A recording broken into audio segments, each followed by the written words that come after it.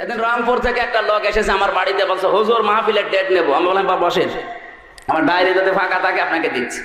চা নাস্তা দিলাম, বিস্কিট দিলাম। বিস্কিটটা নিয়ে মুখে দেবে, না দিয়ে আবার রেখে দিবে। মানে খাচ্ছেন না কেন? বলছে হুজুর আমি বেনামাজি রাতে খাই না। এ কি গো, আমি ছোটকাল থেকে নামাজ পড়ি, আমার বউ নামাজ পড়ে। আর এ কি বলে? বলছে হুজুর আপনাকে বলি নাই, এই বিস্কিট যারা বানিয়েছে ওরা হয়তো নামাজ পড়ে না। চিন্তা করলাম আল্লাহ মনে হয় জান্নাত থেকে পালিয়ে এসেছে।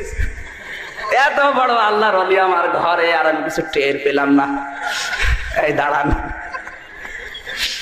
এই বিস্কিট কোন বেনামাজি বানিয়েছে এই সন্দেহ করে আপনি খাচ্ছেন না? আপনার শরীরে যে বিশাল পোশাক আশাক, এগুলো কোন বেনামাজি বানিয়েছে?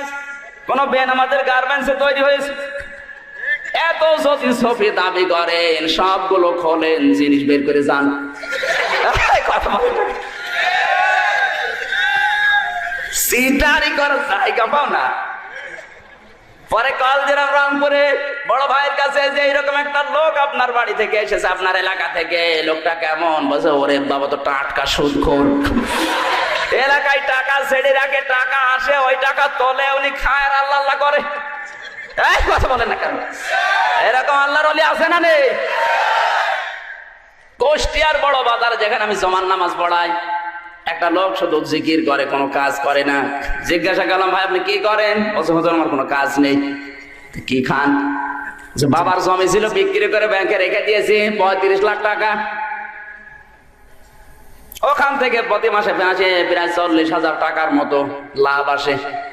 ওই লাভ তুলি খায় আর আমি আল্লাহ আল্লাহ করি।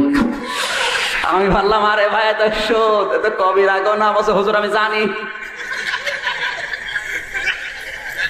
সুদ খেলে হয় আমি জানি, এজন্য টাকা আমার নামে না, টাকা আমার বোন নামে। কত রকমের সিটারি চলছে দেশে গো।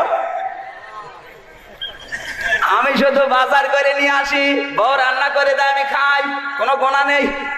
গোনা যদি হয়েও যায় ওই জিকির করি আর নামাজ পড়ি। নামাজ জিকির আর ওই গোনা কাটাকাটি, মাঝখানে জান্নাতে যাব ফাউ। এই ধান্দার মানুষ আজ বাংলাদেশে বেশি। কথা বলেন ঠিক কিনা? উনি আশেক দাবি করছে রাসূলের, আল্লাহর নবীর কোন অনুসরণ ওর জীবনে নেই। বিশ্ব নবীর একটা মাথা ছিল, ছিল না? আমাদের আছে না নেই? আল্লাহর নবীর মাথায় চলছিল 3 প্রকার। আর এমন মুসলমানও আছে আবার মাথার দিকে তাকালে মনে হয় ব্রাজিল, আর্জেন্টিনা, কাকা।